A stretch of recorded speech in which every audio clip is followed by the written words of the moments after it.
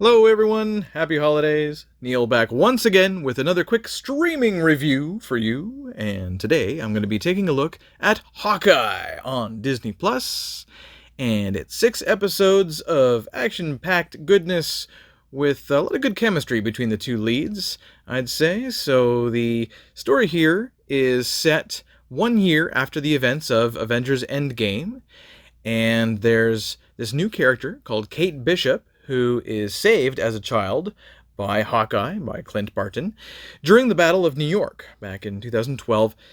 And she winds up growing up idolizing him, wanting to be this great archer, which she eventually does become, very skilled at shooting arrows. But when she meets her hero, she's a little, disappointed, a little confused. Even episode 1 is called "Never Meet Your Heroes," and that's a cool little dynamic to look at because Clint, of course, once again played by Jeremy Renner. Of course, he's dealing with a lot of issues and a lot of past pain during the events of the 5 years where half the universe was gone, and also with Natasha Romanoff's sacrifice. She was his best friend, and he hides this secret because no one will believe him, about how she died. And people want to know, how did she die? What happened? And really only the other heroes really believe him, right? So it's a tough thing to kind of keep inside because it just can't talk about it.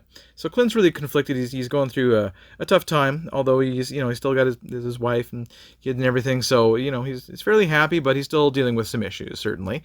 The villains in this show, I mean, some of the henchmen are kind of stupid. I wasn't a big fan of some of these goofy guys that we're after Clint and everything, but they're just doofuses. One of them even gets dating advice from Kate. I don't know, for some reason. Pretty silly.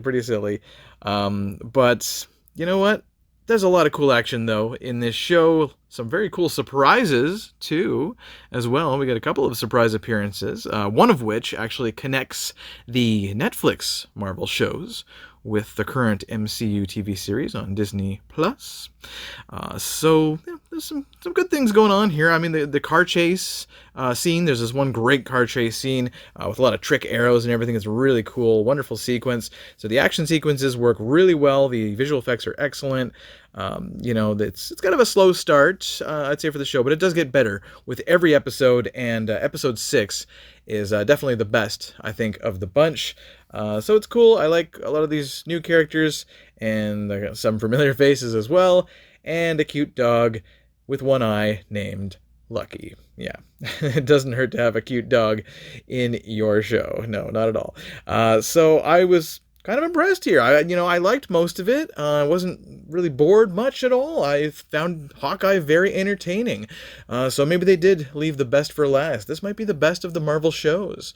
I did enjoy WandaVision and Falcon and the Winter Soldier, and certainly Loki, although Loki had its ups and downs and hits and misses in terms of the episodes. I thought this show was a lot more consistent, more down to earth, more realistic, certainly a lot more realistic than Loki, certainly.